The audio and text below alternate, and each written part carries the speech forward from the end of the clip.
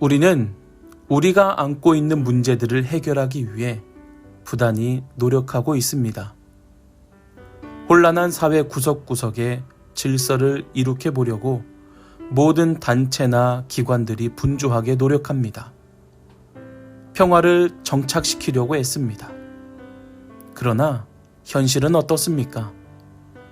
모두가 평화를 원하고 있지만 그 평화는 우리 손에 쥐어지지 않는다라는 사실입니다. 왜 그렇습니까? 그것은 바로 하나님과의 관계가 바로 서 있지 않기 때문입니다.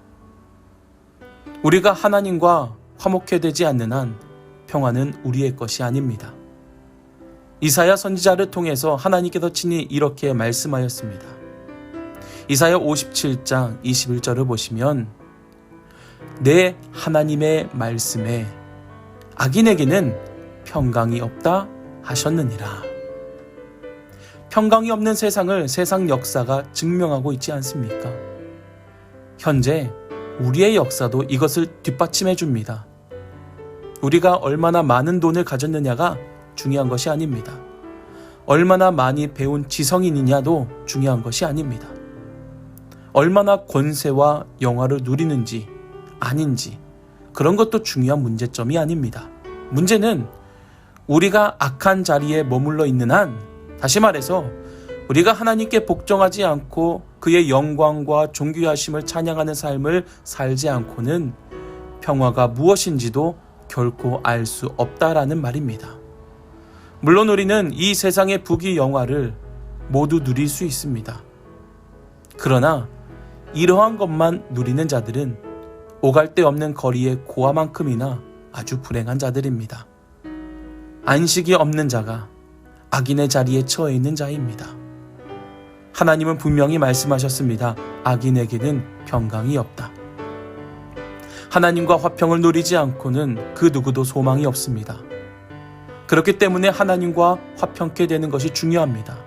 그 이유는 여러분들이 그 대답을 좋아하든지 거절하든지 간에 화평케 하는 사역은 언제나 하나님의 손안에 놓여 있기 때문입니다. 그래서 오늘 우리들은 골로새서 말씀을 기억해야 합니다. 그리스도의 평강이 너희 마음을 주장하게 하라.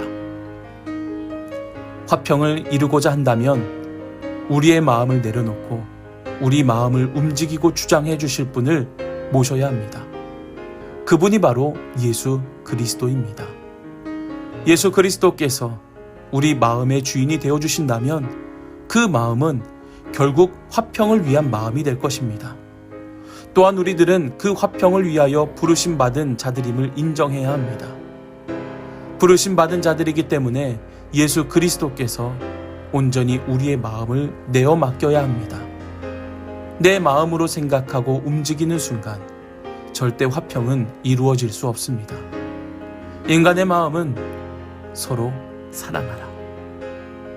서로 사랑하라라는 말씀에 순종하지 못합니다. 하지만 우리 마음이 주님이 다스리신다면, 우리 마음을 주께서 다스려 주신다면 용서하지 못할 자를 용서할 수 있고 사랑하지 못할 자를 사랑할 수 있는 것입니다. 이렇게 쓰임받기 위하여 우리를 부르셨고 또한 우리들은 부르심에 대해 늘 감사하는 자가 되어야 합니다. 하나님이 주인 되신 삶을 사는 것, 하나님이 주인 되신 가정이 되는 것, 하나님이 주인 되신 교회가 되는 것, 결국 평강을 위한 것이며 우리들은 이 모든 것에 대한 찬양과 감사를 높이 올려야 합니다. 그렇기 때문에 오늘 우리 모두는 하나님께 모든 것을 맡기고 순종할 수 있기를 소망합니다. 악인에게는 평강이 절대로 없습니다. 하나님께 우리의 마음을 내어 맡기는 순간 평강이 이루어집니다. 이 믿음으로 언제나 하나님을 주인 삼아 끝까지 충성하는 자들이 될 수 있기를 주님의 이름으로 간절히 축복합니다.